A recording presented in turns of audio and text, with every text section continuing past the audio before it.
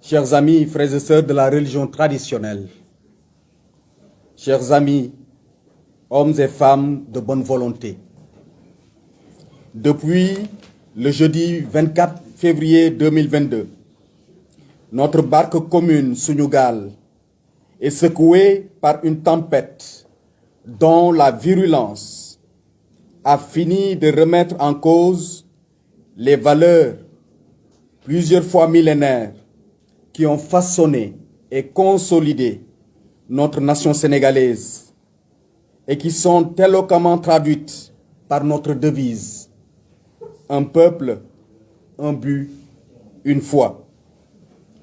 Plus qu'un slogan, plus qu'une rhétorique d'apparat, ces mots sont la respiration, l'énergie vitale de notre nation qui consacre et proclame cette unité dès le premier article de sa constitution en ces termes. La République du Sénégal est laïque, démocratique et sociale. Elle assure l'égalité devant la loi de tous les citoyens, sans distinction d'origine, de race, de sexe, de religion. Elle respecte toutes les croyances.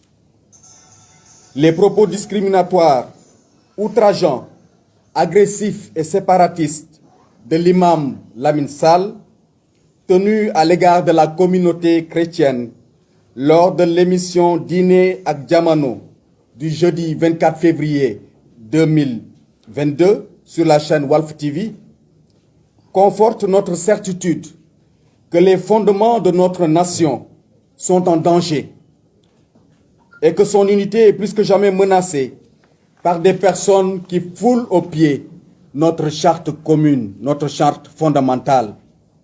Sinon, comment comprendre les multiples déclarations de l'imam Sall dans plusieurs médias, à Walf le 24 février et à la 2STV le 17 février. Nous notons que ces éléments vidéo et sonores sont disponibles. Donc, ces propos invitant les musulmans à ne collaborer sous aucune forme avec les chrétiens qu'ils traitent de mécréants et de francs-maçons. Ces propos véhiculés par un récidiviste sont loin d'être un lapsus. Ils sont inadmissibles et ne peuvent être justifiés que par le mépris, l'indécence et l'ignorance d'une personne peu soucieuse de préserver les valeurs du vivre ensemble qui ont permis de bâtir et de consolider notre nation sénégalaise. Le discours prononcé par ce religieux a été vigoureusement condamné par l'ensemble des Sénégalais, sans distinction de religion, hommes et femmes épris de justice et de paix. Fort heureusement, cette condamnation est d'autant plus pertinente, retentissante, qu'elle a été exprimée de la manière la plus ferme par de nombreux frères et sœurs de la religion musulmane qui ne partagent pas cette logique religieuse. Ces propos haineux de ce religieux interpellent nos autorités, en premier le chef de l'État, son Excellence Monsieur Macky Sall, gardien de la Constitution et garant de l'équilibre de notre barque commune. Monsieur le Président, votre attachement aux valeurs de la République nous fait espérer que vous mettrez tout en œuvre pour que, désormais, les coupables de telles forfaitures soient repérés et sanctionnés. Excellence, Monsieur le Président de la République, face à de telles dérives, nous exigeons désormais une saisine sans délai des services compétents de l'État, dont le professionnalisme n'est plus à démontrer. Nous saluons d'ailleurs à sa juste valeur la mise en demeure diligente du Conseil national de régulation de l'audiovisuel, CNRA, adressée le 28 février 2022 à la chaîne de télévision Walfadjri, suite à la lettre de protestation formulée et déposée le même jour par la Coordination nationale de l'apostolat des laïcs. Cet imam a commis une faute grave.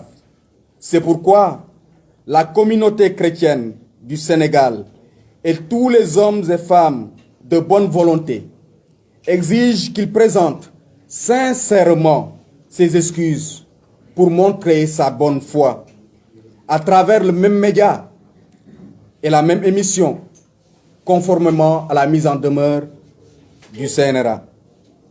Chers frères et sœurs de la communauté chrétienne, face à cette dangereuse et douloureuse atteinte à la liberté de religion, le Conseil national du laïcat du Sénégal nous invite à la sérénité, à l'instar de notre Seigneur Jésus-Christ, qui a été condamné injustement, afin d'éviter de verser dans la légèreté les invectives, les insultes de tout genre, qui sont amplifiées par l'accessibilité parfois dévastatrice des réseaux sociaux.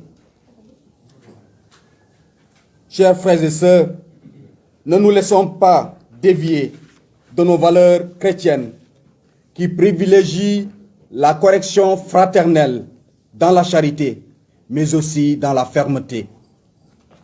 Chers frères et sœurs de la communauté chrétienne, face à cette dangereuse et douloureuse atteinte à la liberté de religion, le Conseil national du laïcat nous invite à continuer à promouvoir le dialogue avec les autres religions, comme nous y engage notre foi en Christ, qui est venu pour sauver tout le genre humain. Nous, chrétiens,